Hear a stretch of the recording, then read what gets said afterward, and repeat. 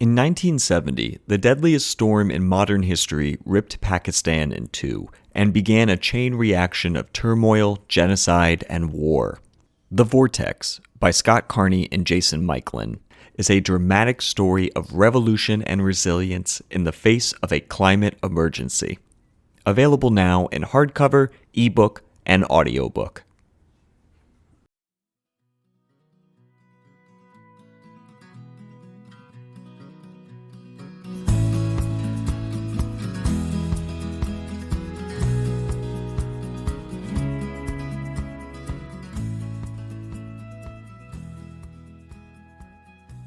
Hey folks, welcome to part 2 of the Jason Hardrath saga, the king of FKTs. My name is Mason Gravely. This is the Adventure Sports Podcast. And exciting news, we are on the road, not with the show, but with a film about Jason's story called Journey to 100. As many of you know, I work at Athletic Brewing Company as my day job in marketing non-alcoholic craft beer.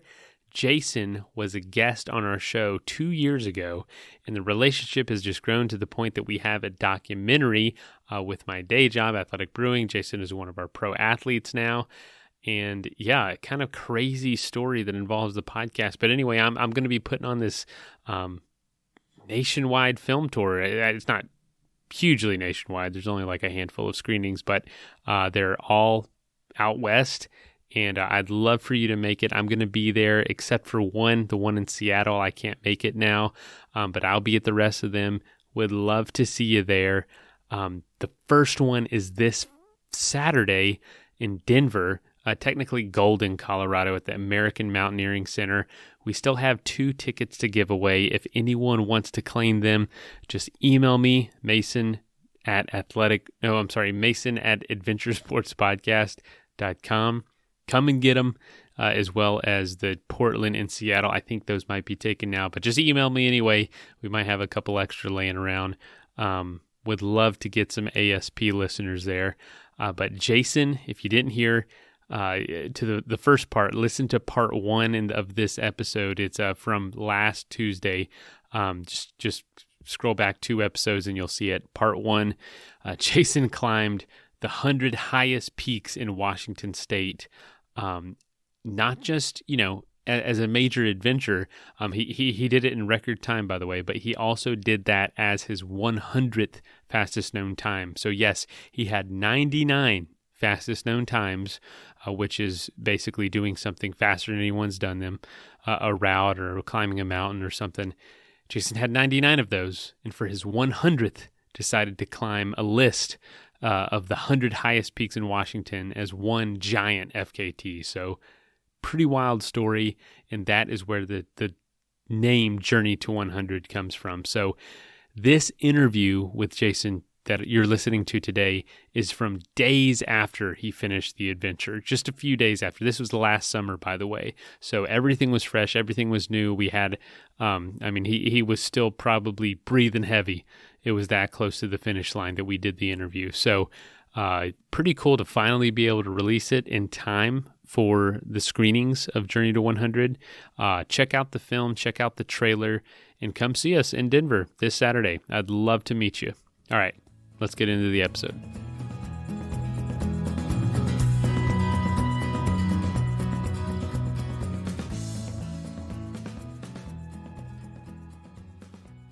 There were a few major cruxes. I already mentioned the Bonanza Dark Traverse, which ended up just being a phenomenal favorite experience. That was a crux. That was one that was in my mind, like, this is key. Like, can I send this? Because some reports are like, oh, it's like 5.8.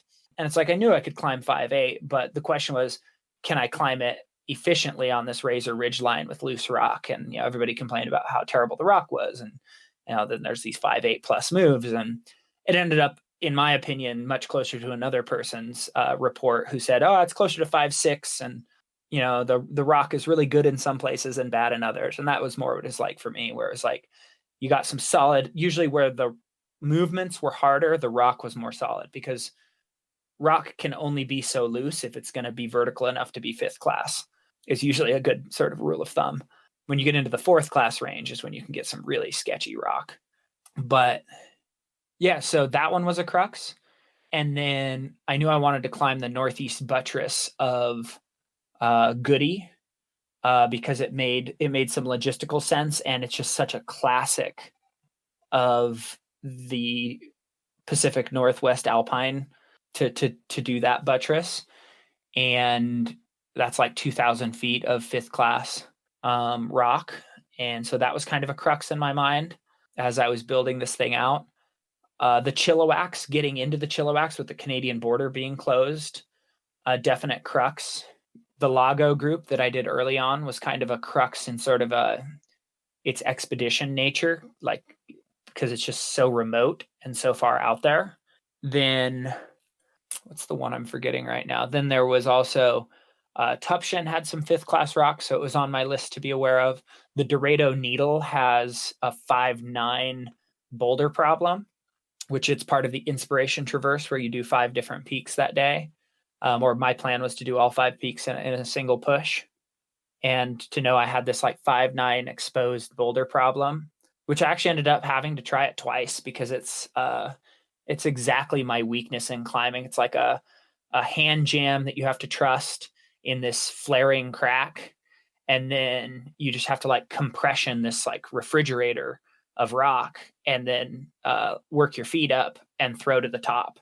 So it's like only a 3-move, 2-move boulder problem, but just being up there and being, I think I was 43 days in. It might have been a bit more than that, but having pushed my body so hard, instead of being able to just sort of call upon, that extra muscle to just like, oh, like my foot just blew, whatever, I'll just pull harder with my arms. I had a foot pop off, and it was like, oh, I don't have the power to just muscle through it on this hand jam. So I ended up having to like back off and repeat the whole thing to just like get my head straight and like shake the arms out and then go again. Because I mean, it's a world of difference when you're massively fatigued and you want to make a boulder problem versus when you're fresh. So that was a little bit scary in that moment to be exposed and trying to make these moves that are moves I'm not normally that practiced or comfortable with. And then to have the foot pop and have to reverse it all and get back down to solid ground and regroup and go again. Yeah, that was a pretty big moment. It's just like you've got to tag the true summit of every single one of these. And that one was one of the hardest cruxes because it's like you're right there. You're almost to the summit, but you're not on the true summit until you've made that boulder move and taken like 10 more steps. So yeah, that was a big moment right there, and one that was like weighing on me as I went through this process, knowing like this crux is out in front of me. This crux is out in front of me. So pulling through it and making those moves and getting to the top of that one was a big deal. So yeah, there's a few different physical and technical cruxes. Was there a peak that felt extra special to summit? Maybe it was tied to one of those cruxes, maybe not. Yeah, I think every time I tagged one of the peaks that was something I knew was going to be a crux that would test me. So tagging the top of Goody felt really, I mean, it was an amazing climb. Like just being on that 2,000 feet of amazing fifth class, just charging straight up into the sky was awesome. Like I lived, like I said, it's about the journey you're on and the life you get to live while you're pursuing these goals. Because it's not like you suddenly feel amazing and you're some different person when you finish. It's like you better enjoy the process along the way, because as soon as you finish, you're just going to go on to like trying to find the next thing. So I loved those moments, but also making the top of that with this project in mind, it's like, oh, that's a big thing that's done. And up climbing and down climbing Tupshin, another one where it's like, okay, those fifth class moves are done. And then, I mean, the Chilliwacks were this thing that was sort of larger than life, because everybody talks in the Bulgers community about how it's kind of this crux, right? Because they're hard to access even normally when the Canadian border is open, because their normal easiest access, you have to cross into Canada and then hike back into the US. That's the easiest route of access to get to them. And that was closed. So I had to go in through this like legendarily heinous approach via Silver Creek, which you have to take a 40-mile boat ride just to get to the start of Silver Creek. And then you bushwhack as hard as you can for basically a day to cover the 7.5 miles it took us 11 hours, 22 minutes to go 7.5 miles to get up to Silver Lake.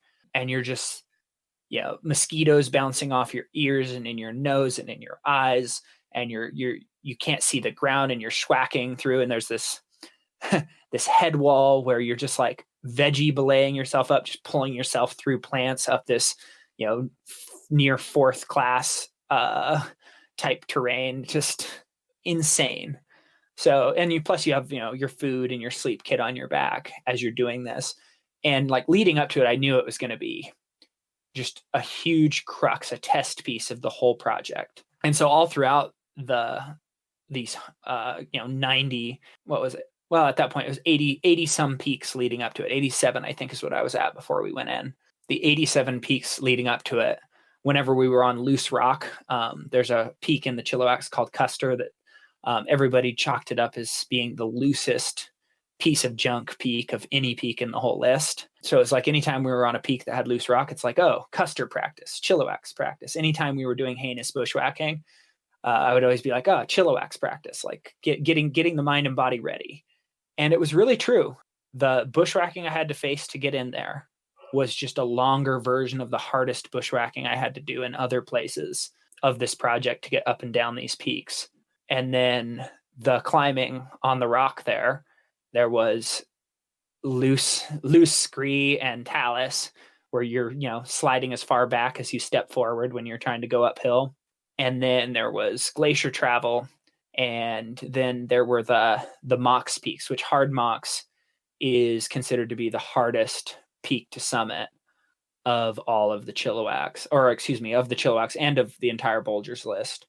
It has the most sustained technical climbing, and it's got some intricate, difficult route finding where you have to go, okay, I got to go down this gully and then over and up this proper gully, because if you go anywhere else, it's like, wow, this is way harder than it should be. So like making sure to stay on the route that stays appropriately, mid fifth class instead of much harder.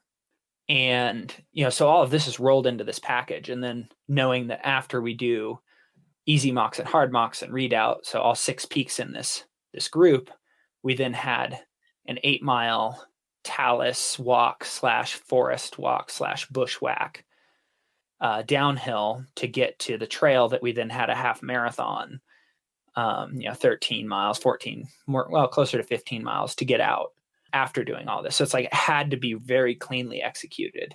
But all of these things that had to be endured in these other pushes, these other link ups, sort of were the training and the practice. And it was awesome that after we had the heinous bushwhack to get in, we'd sort of planned our food and expected to climb 2 peaks a day, kind of being conservative, like, okay, we'll do 2 per day while we're in the Chilliwack group.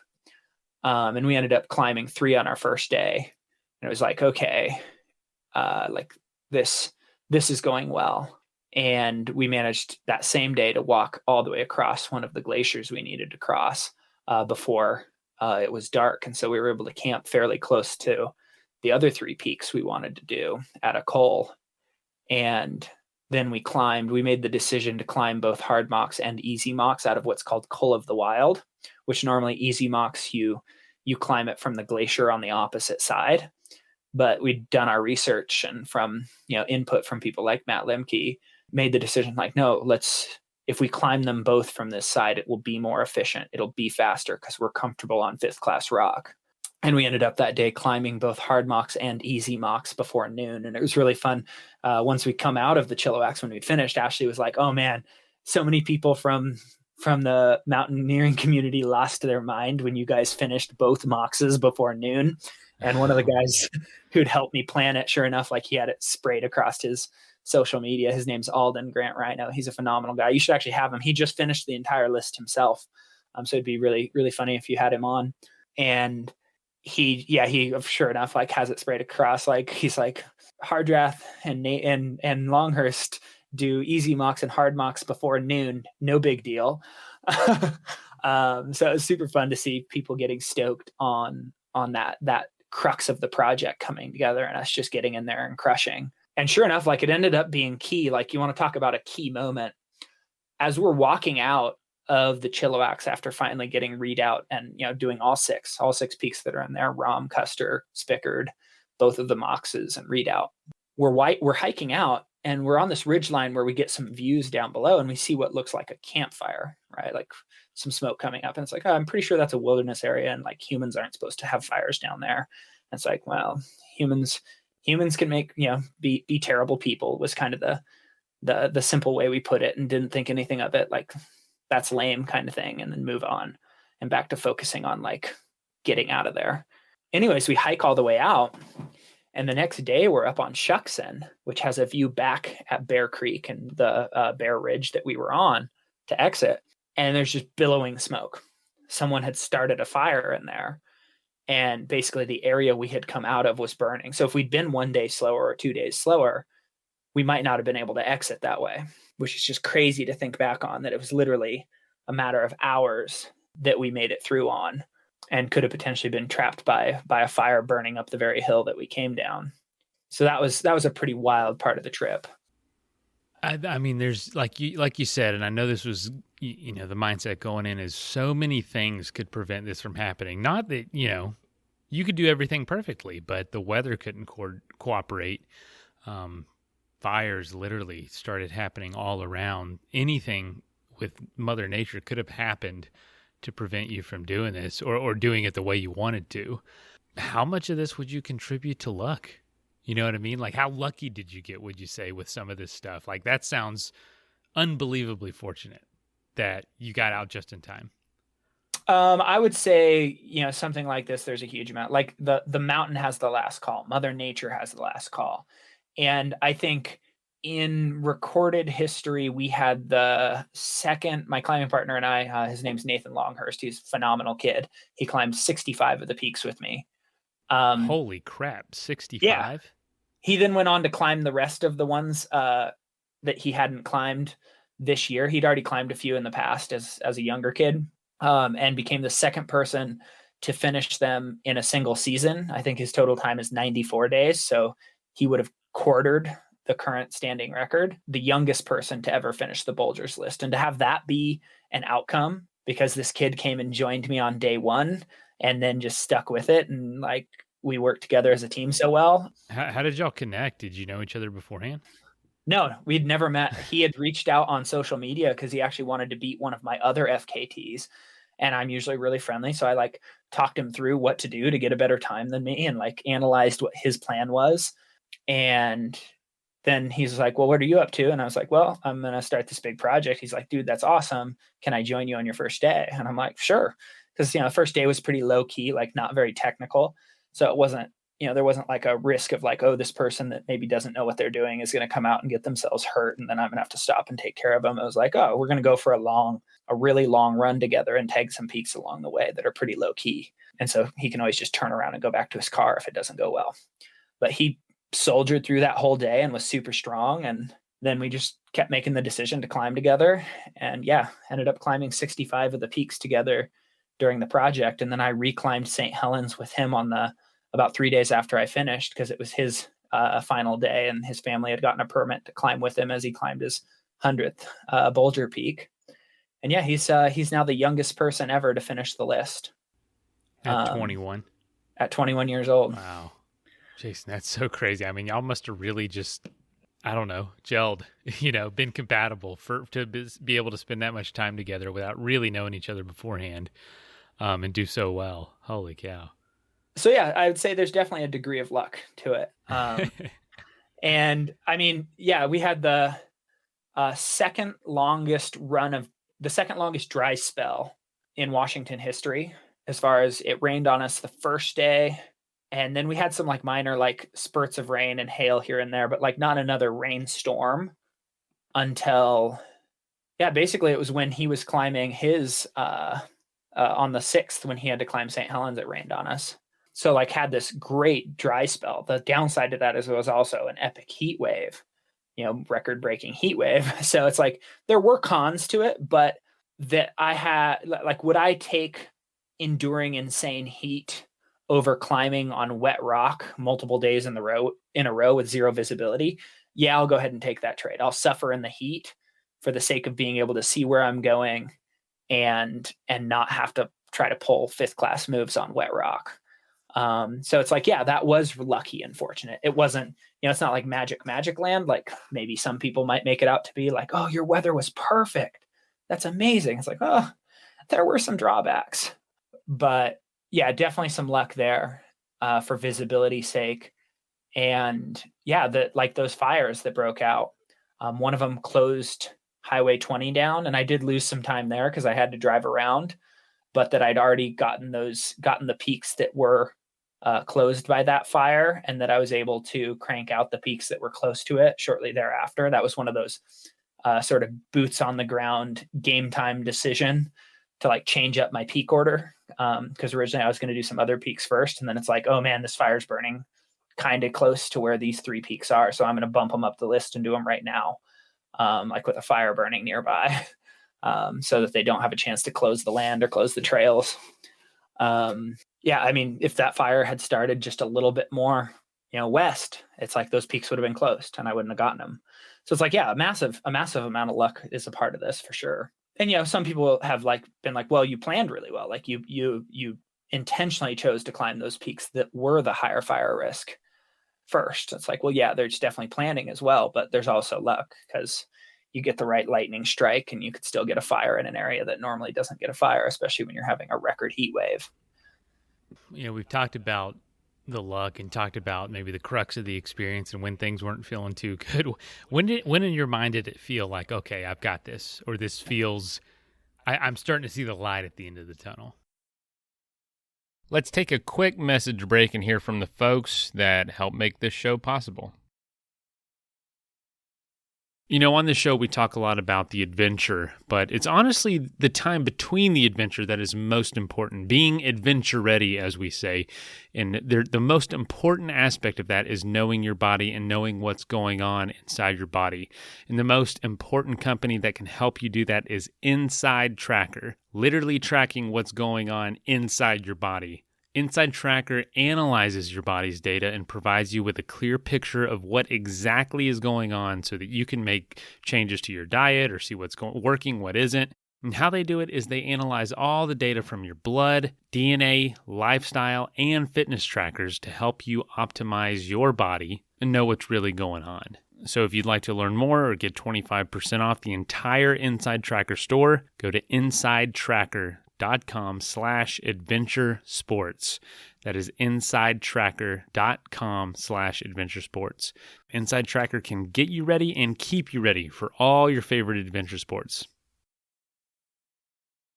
I am very excited to introduce to you our new sponsor, Vincero Collective. If you don't know who Vincero is, they're a premium lifestyle brand in San Diego that carries watches, sunglasses, and a ton more stuff. It's for men and women of any style, and you know what? It's really cool because they give back to the planet. They have been carbon neutral since 2019. They invest in renewable energy and forestry. It's the stuff I wear when I want to look a little nicer than usual. We can get pretty grungy here on the Adventure Sports Podcast, but when you need to clean it up a little bit, look nice for something, go out. This is the brand. This is who you wear, Vincero. I got a couple products from them, some sunglasses and whatnot, and I just absolutely love them. I will be wearing them this weekend when I go to a pretty important event. So I'm excited to kind of bust those out. A little bit classier than what I'm used to, which I'm looking forward to. Don't just take my word for it. They got 30,000 5-star reviews, which is crazy. Been featured in Forbes, Business Insider, all that. So if you want to try some and check it out, they're giving us a 15% discount on anything in their store using the code ASP at vincerocollective.com/ASP, and that's VINCERO collective.com/ASP.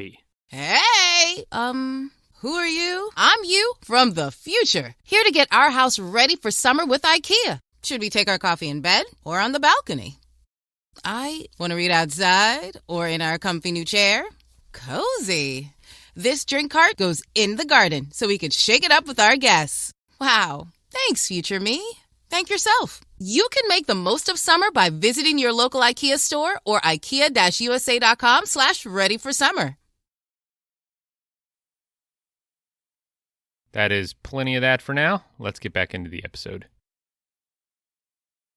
When the 2 Moxes went before noon, when hard Mox and easy Mox both went, yeah, that was kind of like the moment where it's like everything from here on out is stuff that has no technical element that has ever in the past turned me around. And so it was kind of like, okay, now I put the pedal down. Now it's not, being conservative and being, conscious of like making sure I have enough energy for these technical route finding, difficult in multiple ways peaks. It's like now it's these open peaks with trail approaches straight onto glacier that probably has boot track on it. It's like all that's left to do now is just put the pedal down and go to the finish line. And so when I got to those last 7 peaks, Shuckson, Baker, Glacier, Rainier, Little Tahoma, Adams, and St. Helens, it was just, what is the fastest human possible way I can do this? What is my human body capable of? Like, how little can I sleep? How hard can I push? And just went for it to bring it home at that point. What was it like to revisit your old friend Mount Rainier? Obviously a lifelong goal for many people, and this was just one of a list of 100 peaks for you to hit. Yeah, day 48. It actually threw a surprise my way. It threw a curveball my way. As I was climbing, when I went past Camp Muir, one of the guides was like, "Hey, ladder fell down 2 days ago. It was raining up there. So everything was mashed potatoes. So they weren't able to get up and fix it in the night. They tried to end run it and couldn't find a way around. So there is another ladder up there, and there is a team up there with the tools to fix it, but I've not received a report that it's actually passable yet." So it's like, oh man, like what if I come all this way and get shut down, get turned around by something that in my mind is as simple as Rainier, where it's just like, this is a well-groomed route, guided every single day of the week, just a super casual route. But because of the weather and the conditions, it ended up melting out too fast and like can't be passed. But like made the decision like, no, I'm going to trust the team. I'm going to trust that they're going to be motivated to get this work done and get their clients to the top of the mountain. And I'm just going to keep climbing. And sure enough, as we were about 100 feet below the crevasse in question, the teams came down with the tools on their back, and I just started profusely thanking them. Like, is it rebuilt? And they're like, yeah. It's like, thank you. Like, da-da-da. And I actually brought up like, I'm that guy that's trying to climb all 100 tallest peaks in Washington. And, I was just like super worried that this was going to be the one that got me. And one of them's like, oh man, I just read about you. So it was actually kind of a cool exchange. Need to send them some athletic brewing. That's still on my to-do list.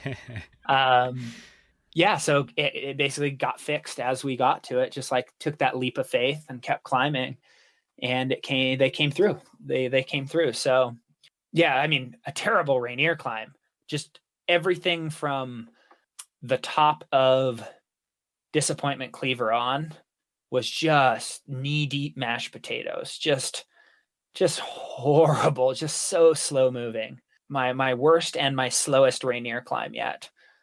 Normally I kind of enjoy that grind, but this time it was pretty brutal. Thankfully, you weren't too far from the end, so that helped. Yeah, good thing this wasn't no like the first peak, and in those conditions. But well, that makes me think. You mentioned that. I've been wanting to ask. You weren't out there alone the whole time, in the sense of like you saw people. Other people are climbing these mountains. Other people have outdoor aspirations. What were people's reactions when if you were able to tell them about what you were doing? Early on, and not so much people out there, because a lot of the peaks are super remote, and I was doing them not at their usual season that people would go out to do them. Because, again, most people are ticking this list off and they're doing a few peaks a year. And so they're going to climb each peak at its most ideal season.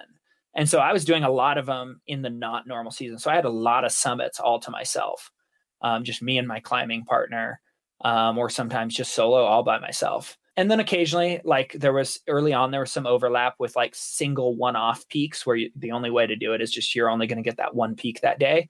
There would be people out doing that push. And they'd occasionally like recognize who I was and want to snap a photo with me. Or one guy, as I was like glissading past him down the mountain, was like, "You're totally going to crush the record." I'm like, I'm going to do my best. A little early to call it. I think I was only like 14 mountains in. It's like too early to say anything, but I just like was like, I'll do my best. So, yeah. So just this cool experience where that kind of kept happening. And there was always people out there who were stoked on what I was doing. And I was surprised by the number of people who knew who I was without me saying anything. Like I was just focused and doing my thing and like staying out of people's way and moving as efficiently as I could. And someone would be like, oh, you're that guy who's breaking the record, or you're Jason Hardrath or something like that. I mean, I guess I wear a pretty recognizable outfit since I like to pop the bill of my hat unless the sun is actually in my eyes. So that's kind of a giveaway, but still, it was like super cool that people were like aware of what I was doing and plugged in and bothered to like shoot some stoke my way while we were out there in the middle of nowhere. And I kind of loved it. And yeah, I actually started telling people to send me a message. And one of my goals is to send out a free 6-pack of Athletic Brewing to anybody whose name I got that, actually shouted out to me and then bothered to send me a message afterwards, just to be like, hey, it was uplifting to be out there grinding and have someone recognize me and be stoked about what I was doing. So here's some try free to beer. send some positivity back their way. That's awesome.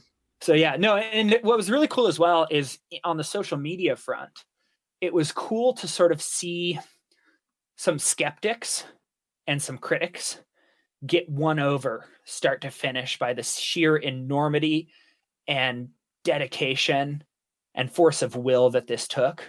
And like them being people who like had done a lot of these peaks or all of these peaks themselves, like knowing what it was I had to endure to do it, just sort of like going from being skeptics to being like, yeah, that was extraordinary, or that was amazing. Or, one guy wrote me a message. He's like, you did it in such good style. Like, honoring all of the closures, going into the Chilliwack's the hard way instead of waiting for Canada to open. Because that was one of the interesting things is like Canada made its announcement that mid-August it was going to open its borders, which now they're open and a bunch of people have gone into the Chilliwack's the normal way. And like 3 different people have finished up the Bulger's List since then, who only had a couple of peaks in there left to do. And I could have made I was far enough ahead of the record. It's like I could have made the decision to just wait for the border to open and gone in the easier way.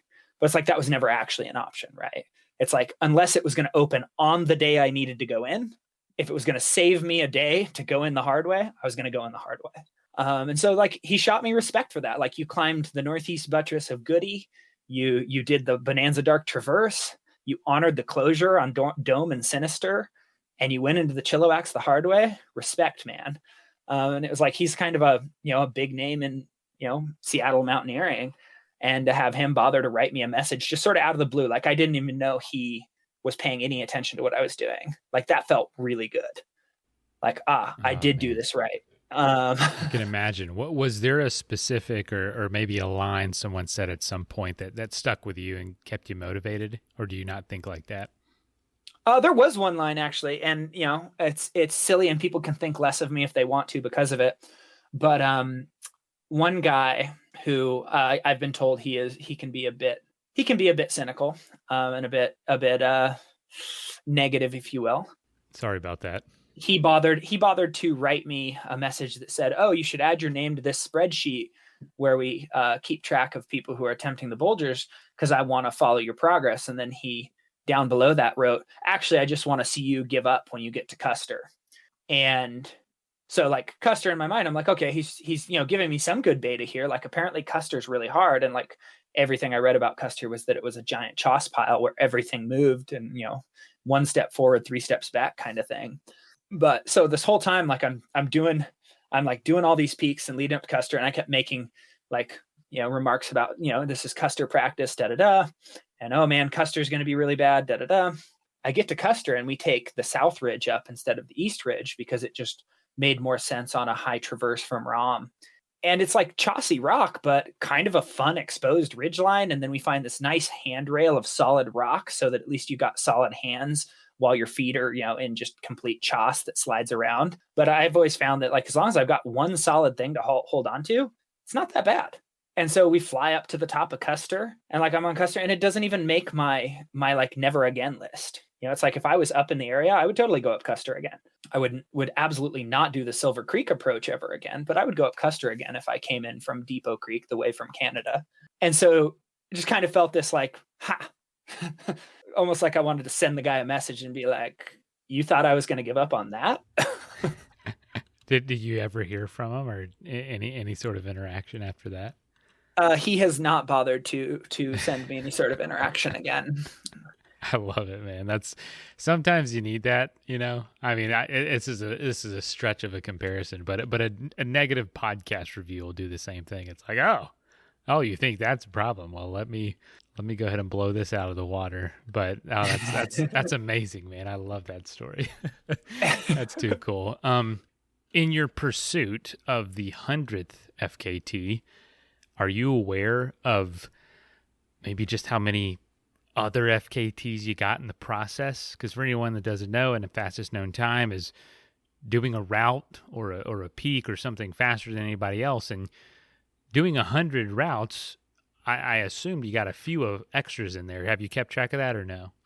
I think there's maybe 3 routes that, and I'm gonna have to do some deeper research to be sure, because I like to be really sure, as reasonably as we can be with the availability of data, that I actually did it faster than anybody. So I want to sift through some more stuff on Strava and different places and see if, I already submitted them as routes because they weren't routes yet on the FKT website.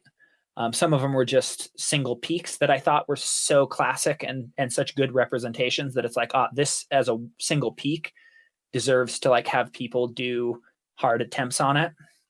And then others were like big classic link ups. The Inspiration Traverse and Ragged Ridge are 2 just mega classic link ups that are very difficult. That I'm like, okay, these 2 absolutely deserve to be FKTs. And, with the Inspiration Traverse, most people, if they're going to do it in a day, are going to ski it, which isn't an on foot record. That's a ski record, a multi-sport record. So that one, it's like, okay, there's a chance that I'll authentically have done that faster than anyone in the pursuit of these 100 peaks, because we cranked it out pretty hard and fast to get all 5 of them in a day and get back to the car and on to the next thing. And then Ragged Ridge is one I know that I do not have the FKT on, but it's such a cool route that I had to submit it because, it was just an amazing experience. And I did manage to push it car to car, but I happen to know an old crusher that did it before GPSs were a normal thing. And he definitely has a resume with GPS data to back it up on much harder terrain that he totally did it as fast as he claims he does. So yeah, there's probably 3 or 4, I think, that I'll end up actually having, 3 or 4 extra FKTs from doing this one FKT, but not as many as you might think. That's the enormity, right? Like you could go do 100 peaks in Colorado and you might get, 60 of those that might be their own, like could become their own standalone FKT because it's a beautiful link up or it's a great car to car, trailhead to trailhead, because you go up the one peak and it's just beautiful. But with these ones, there were some things like the Bonanza Dark Traverse would be a phenomenal FKT, but the logistics to get all the way out there and where you would start from and where you would finish, because it's just so in the middle of nowhere and there's no clean approach and there's no clean exit. Like you're taking a boat ride and then hiking 12 miles and then, hiking another bunch of miles and bushwhacking and glacier travel and then doing the traverse and then coming down like one of 3 different options to get down and then exiting via a different way you came in and then the boat ride out. Like it's just crazy. So there's no clean way to be like, oh, how do I create an FKT for the Bonanza Dark Traverse? It's just like, no, that's just something that needs to exist for those who really want to go do it are going to find their way out to it and just go do it to experience it. But it's not one that like a formal FKT, like maybe they want to try to beat my time from Bonanza Peak to Dark Peak, informally, just, man against man, if you will, data against data, but not like a formal record. Just because it's not clean enough, right? It's got to be classic and repeatable, with a clean start and finish to be like a formal FKT, in my opinion. And there's a bunch of these peaks that are just so convoluted to get to that you can't quite clean up an FKT route enough for it. Speaking of remoteness and just being so out there. Were you surprised by how remote it is? Because to me, the Cascades, the North Cascades, are, among the most picturesque and beautiful mountains in the country. And I mean, up there with like the Grand Tetons in the sense of just awe.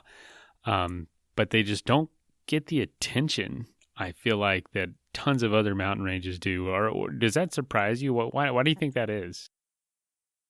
Well, people like numbers, and the bigger the elevation number for the top of the mountain, the better it must be, right? So a lot of the North Cascades are only 9,000, 8,000 feet tall. So they must be worse mountains, right? They must be less picturesque.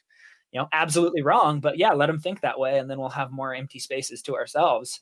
But no, like this was an insane undertaking, and like part of my thinking was I wanted to move this list because I mean, in Colorado, it has multiple lists of peaks. Wyoming has its list. Montana has its list. Idaho has its list. And I was like, okay, the Bulgers are the most historic list of the Pacific Northwest, not just Washington, but probably the whole Pacific Northwest. It's like, I want to move this thing out onto the frontier of mountain groups, peak lists that have been, like thoroughly explored in the form of speed, like a true start to finish push. And it was hard. It was really difficult. When I was setting out to do this thing, Eric Gilbertson, the former record holder, he had just done the Grand Slam, which is 120 peaks through Colorado and Montana and Wyoming. All the tallest peaks from those three peak lists combined. And he said, even though there's 20 fewer peaks, the Bulgers list is probably 20% harder than what I just did. And that kind of set the frame, like, okay, this is going to be for real. Like I'm about to launch myself into a frontier adventure where I'm going to be pushing my limits in many ways. And it totally delivered. Like I endured so much. Like we jokingly call it BW. Have you ever heard of the water ice rankings? Water ice 4, water ice 5. The higher the number goes, the more intense and dangerous the climbing is on the ice. We laughingly said, man, we did a bunch of BW 5, bushwhacking 5, where it's like you're just hanging on for dear life from tree to tree, like not able to see the ground below you as you're going down like 4th class terrain, just hanging on to plants. Just wild, wild experiences. And yeah, I mean, it delivered everything I could have hoped for and more for a 100th FKT, and just as its own experience. And I think the next person who comes along, if someone looks at the wholeness of this thing and has the courage to step into it and endure it, like it's going to deliver way more than they expected to. My goodness. That's incredible. What did it feel like to summit Mount St. Helens? What was the finish line, the summit itself, or did you have to get back to the van? And also just take us through that experience. What was that like? So, and I actually had to talk about this with the film crew that was documenting this 100th FKT and the Bulgers, and just kind of the story of my journey to 100 FKTs, because they were trying to decide, like, do we want to position more camera people on the summit or back at the trailhead? And it's like, well, the timer doesn't stop until I take that final step back into the trailhead at the finish. And so I think that's going to be the place where I feel like the most stoked, where I've stopped the watch. Like the summit's going to be cool, but it's already a summit that, not that any summit is a given, but based on the analysis of the weather and based on my research of like the walk up, like it's like almost as close to guaranteed, as much as I hate to use those words even in this moment, like making it to the summit, it was going to be really hard for me not to make it. So I didn't think, and sure enough, when I was up there, it was like cool, but it was still dark. And I like, it was cool. Like, okay, I'm on the summit of my last mountain, but then it's like, now let's have some fun. Like I have no reason to hold back. Like, let's just rage. And that was actually something I'd been looking forward to. And I talked with Ashley about leading up to the final day. Like, I want to race the clock, like no holds barred on the final push down to the final trailhead. And I actually ended up with a reason to, because like I mentioned earlier in the podcast, my time ended up being 50 days, 23 hours, 43 minutes.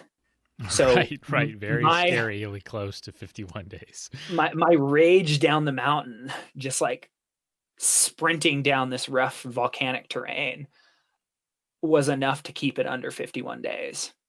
So like it was fun to have it all come down to this race, because I love racing the clock. That's the reason I do this stuff. Like I don't hate racing the clock. I enjoy it.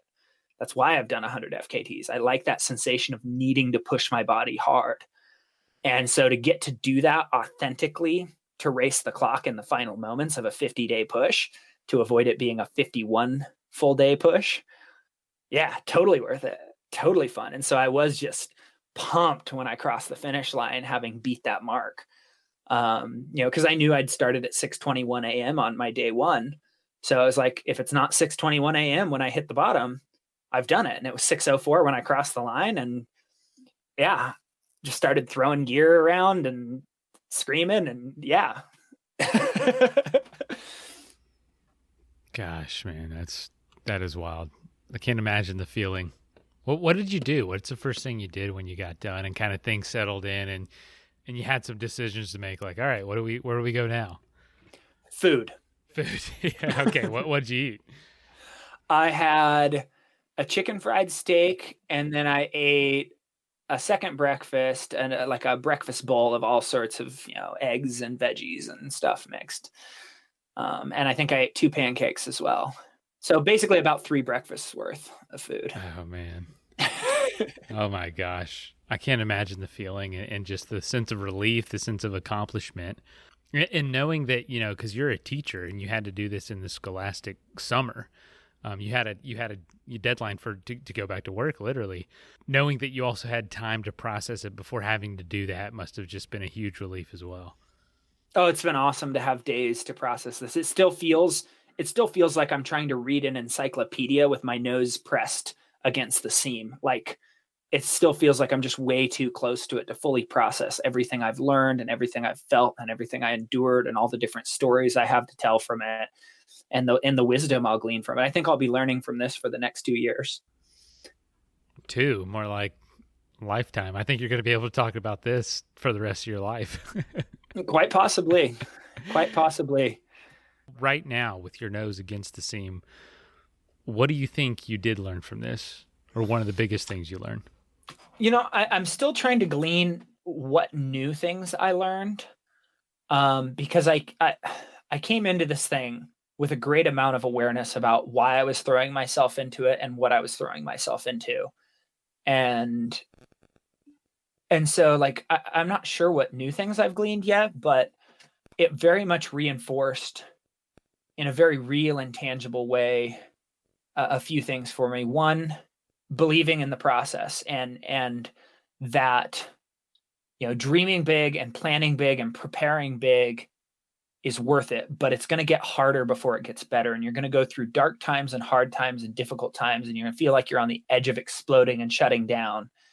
And it's going to seem impossibly large out in front of you. But if you just break back down into the thing you're looking forward to, the play that's right in front of you, or the challenge you get to face, and that next thing you're looking forward to, and you just do the next thing and the next thing and the next thing and the next thing, and you just execute and execute and execute. Eventually you're climbing peak number 99 and peak number 100.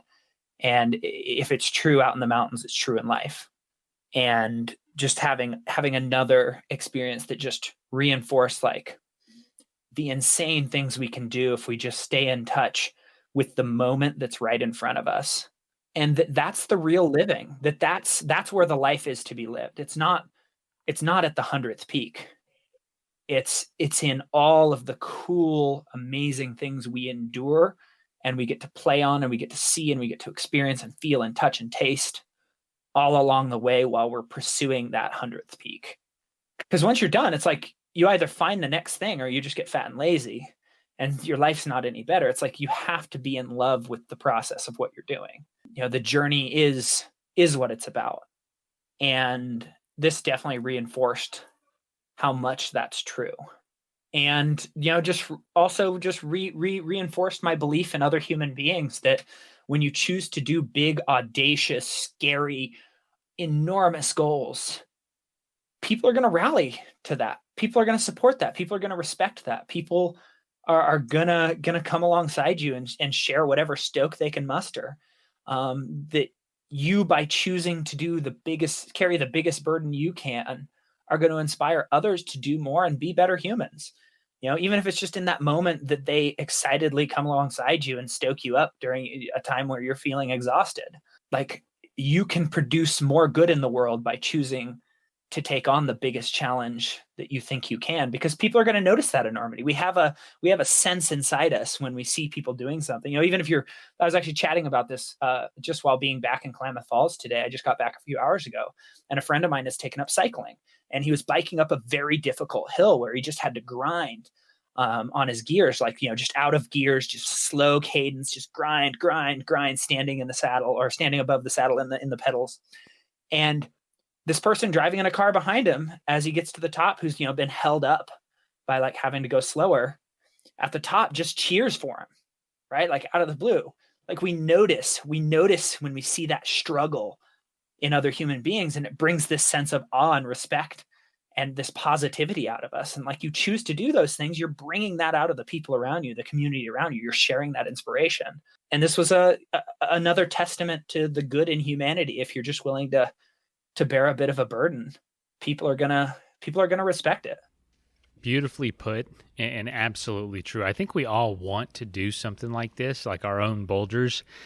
And so when we see someone pursuing it, we want to help, because we know if we ever take that chance ourselves, we hope we get that same effort returned to us from other people. So yeah, I just think that's what it is. And that's so cool to see that even for this, you sensed that and you saw that firsthand. If you don't mind, let's get into some rapid fire questions. Yeah, let's rapid fire, because I should probably wrap this up. It's not one word, or it's a couple sentences. Might be tough for you. You're not a rapid fire person. I'm just kidding. You've noticed that about me. No, it's true. It's true. I don't do rapid fire well, but I'll do my best. Let's do this. I don't think any time I've answered a phone call from you, we've been on the phone less than an hour. I'll put it that way. That is in a good way. True. In a good way. It's been like, hey, all right, I got some time. Yeah, I know you got some time. Let's chat. It's always a good talk. All right, so I know that you're literally so close to this, like you said, just finished. So much to process and a lot to get ready for with the school year starting soon. What would you say you're most curious about right now after all this? Well, like I said, there's a documentary that was filmed about this whole journey to 100 FKTs and these 100 peaks. I would say one of the things I'm really curious about is how's that going to change my life? That could potentially, open up a lot of doors, going to these film festivals like Banff and 5 Point, and potentially having more people interested in having me as a coach or a guide or a speaker. That could alter my day-to-day schedule. And I'm interested in all those things. I love speaking. I love that moment where you create an aha moment, a breakthrough moment that helps somebody live their life better. So I'm going to be stoked on anything like that, but it's this huge curiosity, and maybe it'll be nothing. Maybe absolutely nothing will change when this documentary comes out, but that seems unlikely. So I'm kind of curious about that. I'm stoked and a little scared because I have a pretty happy, comfortable life right now, and it might suddenly get a bit faster. We'll see. I mean, it's you never know. All I know is I'm sure I like Richard Branson talks about opportunity as a bus stop, and he says, if you just wait at the bus stop, another bus will come. Just jump on that next one. If you feel like you miss one, don't freak out about it. Another bus will come. And with this, I just think you'll have a lot of buses in a row, and you can kind of choose which ones you want to get on, if that makes sense. That's fair. We'll see. I like that. We'll see. And I know that's probably too difficult to maybe answer now, but what is your biggest goal not yet achieved? Biggest goal not yet achieved. Probably not the most fair time to ask you this, in all honesty. I don't quite know. I think of it more like I have more good I can do in my life. And, I would love it if I can get to the end of my life and have some degree of certainty that I've left a net good behind, that my life hasn't been a waste or a negative or a drag on other human beings, that I've actually left a positive ripple in the culture of humanity. And so, yeah, there's still work to be done. When you were out there on this effort, Was there a daily habit that you stuck to that really got you through it? Something that, maybe it's stretching or something directly tied to your body, or was there something you kind of used daily to decompress? Was there anything like that? Fluidity, being able to adapt and have almost every day go completely different in how it started and how it finished and how it went in the middle. I would say that was the most consistent thing that got me through, and just being able to thrive in the lack of stability. So the most consistent thing was inconsistency, is what you're saying? Yeah, yes. It was a complex way of saying that. I love it. That's such a great answer. The daily habit is the lack of habits, and the lack of, I can only imagine how just totally bonkers and different. You think climbing 100 peaks would just be a system. Okay, do this every day, 100 times. But it had to be, just so far from that. Is there a hobby that you have outside of fastest known times that, maybe most folks don't know about, or something you practice on the side?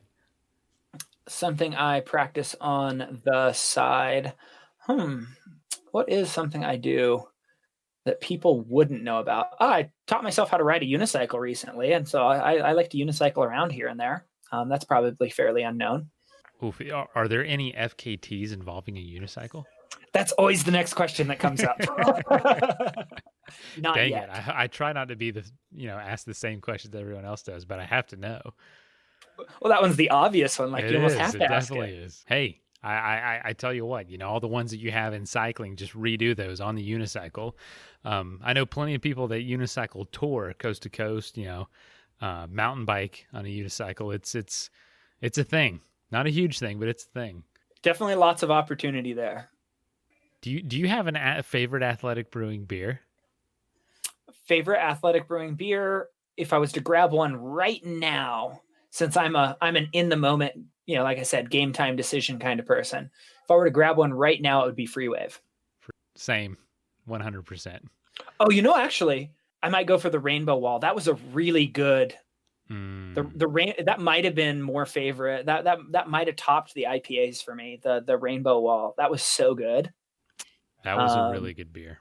Well, man, speaking of which, the beer, here at Athletic Brewing, we talk about brewing without compromise. As you know, that's what it takes to make a crazy idea work, is doing it completely without compromise. But you can't really just do one thing in your life without compromise. You kind of have to live that whole lifestyle, like everything you do. What does it mean to you to live without compromise? I think some people might think it means like that you can't ever make a mistake, or you can't ever do anything where like it feels like you're giving less than 110%. And I think that can be a way of ending up at burnout, like just burned out and not able to even give 100% to anything, or having to give 0% to everything for a chunk of time while you recover. I think living without compromise is directing exactly the maximum amount of focus and effort and drive to exactly what you need to be doing, what you're driven to be doing in that given time frame. It's almost like the pacing on this giant FKT, right? It's like I couldn't just yard sale on day one or for the first week, because it's like, well, I would have never finished. So it's like there is some strategy to it, but it's about leaving something where you've given, at the end of it, you've given hard work well done that you can be proud of. Like I said, to me, that's living without compromise, where you feel that you've structured your life and you've lived your life in such a way that when it's all said and done, you're like, damn, that was hard work well done, and I wouldn't change a thing. And, that's how I feel about this record. That's how I feel about my teaching, even though it's like I'm not a perfect teacher. Sometimes I don't do some things as well as other teachers. And I'm like, dang, like I'm not as good of a teacher in this way as them. But it's like the stuff I do and the stuff I care about and stuff I believe matters, I'm proud of. And to me, that's living without compromise, is giving everything you're capable of giving without breaking yourself for the stuff that matters the most. First of all, thank you so much for listening. It means the world to us that you choose to listen to the show. If you'd like to help us further, you can leave a review on iTunes, share us with your friends, your family. It goes a long way to grow in the show. You can also support us financially through patreon.com/adventuresportspodcast. Link is in the show notes. And also, if you have an idea of who could be a good guest for the show, we're always looking for people to tell their story about the outdoors or adventure. So if you know someone, please reach out. Email us at info@adventuresportspodcast.com. And until then, get out there and have some fun.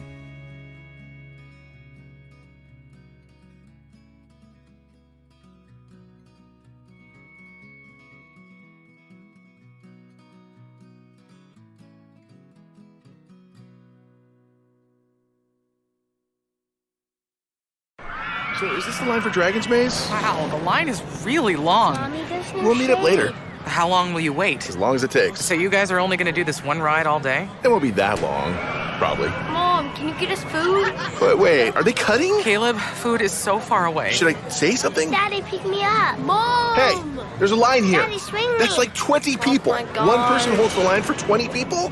This is bull. Don't go there. Go on a real vacation. Go RVing. Learn more at GoRVing.com.